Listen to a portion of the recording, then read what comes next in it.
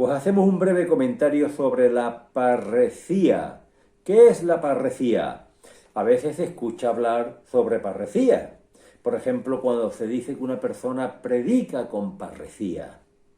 Yo he visto algunos casos de parresía muy concretos, muy cotidianos, muy cercanos, en personas que conozco. Personas que no han temido que le hagan una mala respuesta, que le pongan una mala cara, que le contesten con una palabra mala cuando ellos han dicho lo que tenían que decir. Parresía, etimológicamente, significa decirlo todo.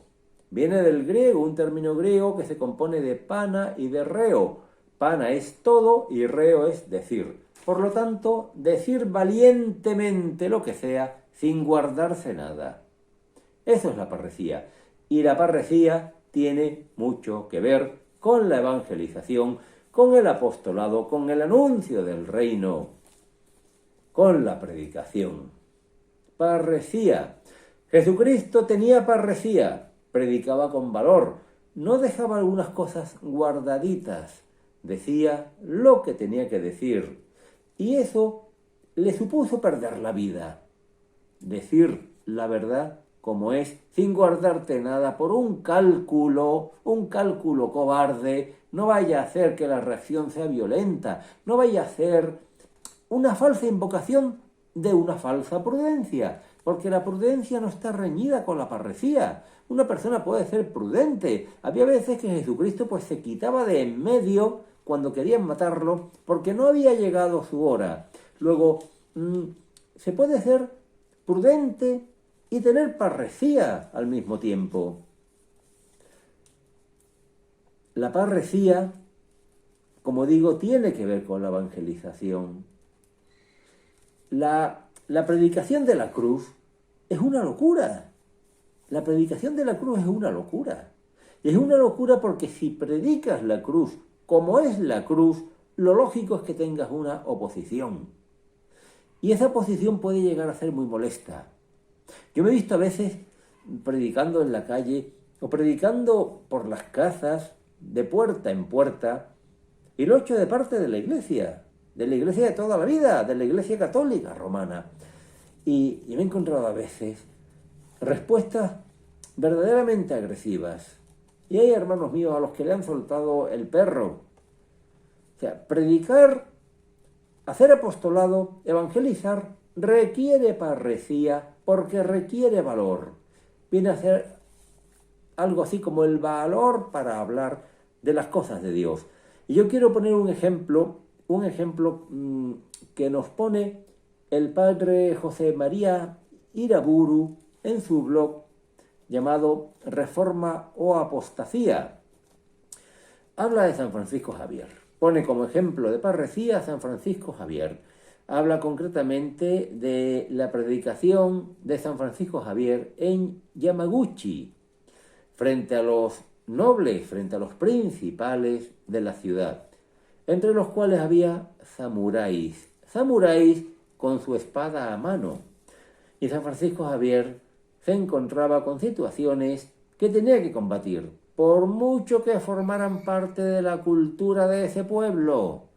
La poligamia nunca es admisible y San Francisco Javier la denunciaba por mucho que allí fuera aceptada socialmente, porque destruye al ser humano y porque se opone a la voluntad de Dios sobre todo. Igualmente lo que llamaríamos hoy en día efebofilia. Les gustaban los muchachitos afeminados con los que tenían prácticas sexuales. Y eso lo propagaban sobre todo los bonzos, muy bien mirados socialmente. Y San Francisco Javier esto lo denunciaba. Y contaba el hermano Fernández que estando con San Francisco Javier sentía miedo porque el hermano Fernández actuaba de traductor. San Francisco Javier no hablaba japonés. Y el hermano Fernández sentía miedo cada vez que tenía que traducir ciertas cosas, sobre todo cuando vio que los que les escuchaban habían llegado a perderles el respeto, habían perdido ya toda etiqueta hacia unos invitados extranjeros y les tuteaban les hablaban con desprecio y algunos samuráis, irritados, acariciaban su espada. Bueno, San Francisco Javier decía la verdad. ¿Y qué ha salido de San Francisco Javier?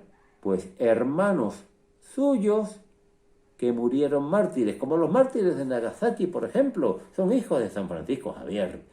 Bueno,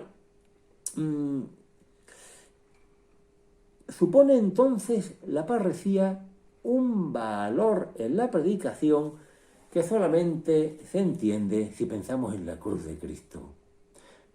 No hay parresía porque hay miedo a la cruz. Y hay miedo a la cruz porque no se entiende el misterio pascual, porque no se sabe qué es entrando en la muerte, como Jesucristo vence a la muerte.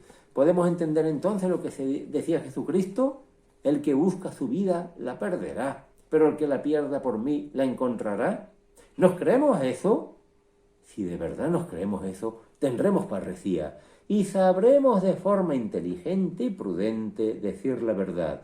Cuidado con el buenismo, cuidado con una diplomacia que llegue a anular toda nuestra fuerza de predicación, todo el impulso de nuestro testimonio. Digamos la verdad, aunque nos insulten, aunque nos miren mal, aunque nos desprecien. Y si es por salvar almas, si es por una mayor gloria de Dios, aunque arriesguemos la vida.